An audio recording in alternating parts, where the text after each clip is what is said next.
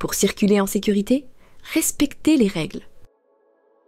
Cette vidéo a pour objet de vous apporter une information en matière de gestion des risques. Elle ne remplace pas le protocole de sécurité mis en place par l'entreprise. Il est indispensable de respecter toutes les consignes transmises par le personnel du site. Votre sécurité et celle des salariés du site en dépendent. Le déchargement des camions. En arrivant sur le site, carrière, plateforme, zone de remblai, chantier, prenez connaissance des consignes spécifiques qui sont affichées ou référez-vous à celles qui vous sont données par le personnel du site. Respectez la signalisation en place.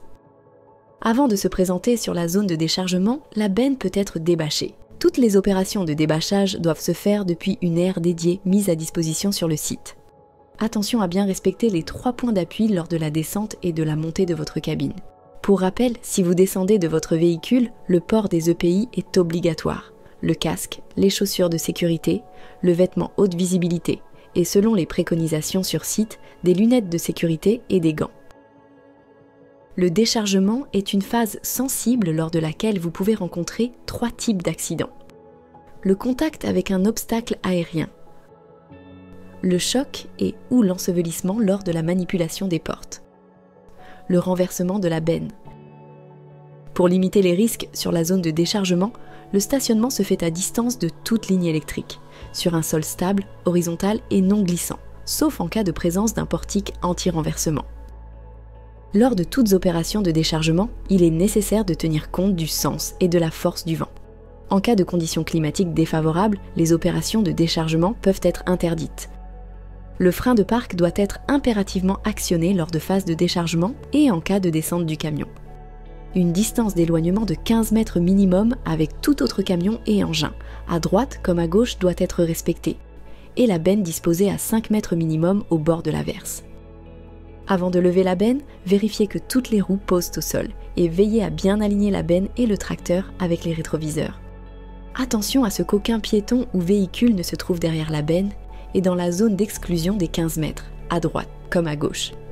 Les matériaux peuvent exercer une forte pression sur la porte et provoquer une ouverture brutale. Pour éviter tout choc au niveau du visage ou tout risque d'ensevelissement, vous ne manipulez pas la porte si la benne est levée. En cas d'ouverture manuelle, des gants doivent être utilisés et il est important de veiller à rester hors de portée des matériaux et des parties mobiles de la porte.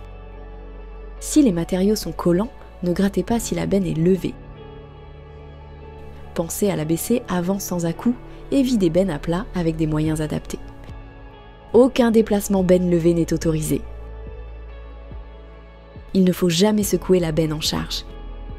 Et ne jamais essayer de décoller le chargement par déplacement alternatif d'avant en arrière. Cela peut provoquer le renversement de la benne. En cas de déport latéral, arrêtez immédiatement la montée et baissez la benne lentement. En cas de renversement, ne quittez pas la cabine et prévenez le responsable de site. Dans tous les cas d'incident, prévenez un responsable sur le site. Pendant toute l'opération de déchargement, restez dans votre cabine jusqu'à la fin de cycle, porte fermée et ceinture attachée. À la fin de l'opération de déchargement et avant de quitter le site, assurez-vous que les portes de la benne soient bien fermées, que la benne soit en position baissée et s'il y a présence de ridelles, qu'elle soit bien repositionnée et verrouillée. La sécurité, une priorité sur nos sites.